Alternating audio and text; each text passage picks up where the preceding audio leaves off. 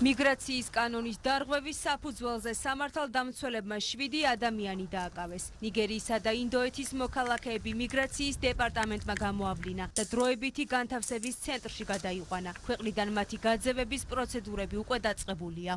ბოლო დღეებში მიგრაციის დეპარტამენტის მიერ ჩატარებული სპეციალური საიმიგრაციო კონტროლის ღონისძიება მიზნად ისახავდა ქვეყანაში კანონიერი საფუძვლის გარეშე მყოფ სხვა ქვეყნის მოქალაქეთა გამოვლენას და ზოგადად ემსახურება ქვეყანაში უკანონო მიგრაციის წინააღმდეგ ბრძოლის მექანიზმების კიდევ უფრო გამკაცრებას და გაძლიერებას.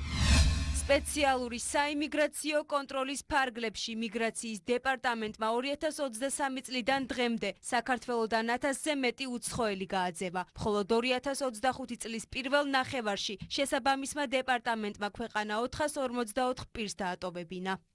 კომპლექსურად ჩატარებული ღონისძიებების შედეგად 2025 წლის პირველი 6 თვის მონაცემებით ქვეყნიდან გაძევულ უცხო ქვეყნის მოქალაქეთა რაოდენობა პრაქტიკულად გაორმაგებულია წინა წლის ანალოგიურ მაჩვენებელთან შედარებით და წარმოადგენს დაახლოებით 100%-იან ზრდას, რაც კიდევ ერთხელ მიუთითებს მიგრაციის დეპარტამენტის მიერ განხორციელებული ღონისძიებების შედეგიანობაზე და ეფექტიანობაზე. დეპარტამენტი არალეგალურ მიგრაციაზე საპასუხო ღონისძიებებს უწყვეტად ატარებს. პარლამენტი კი მიგრაციის პოლიტიკის გამკაცრებაზე მუშაობს. კანონპროექტი 2 მოსმენით უკვე მიღებულია. მმართველი გუნდის თქმით, ქვეყნის უსაფრთხოების დაცვაში კანონმდებლობას გადამწყვეტი მნიშვნელობა ექნება. როდესაც ამას უკვე მასიური ხასიათი აქვს, ეს არის უშველებელი საფრთხის შემცველი ქვეყნისათვის, ქვეყნის იდენტობისათვის, მისი კულტურისათვის და რასაკვირველია ეროვნული უსაფრთხოებისათვის.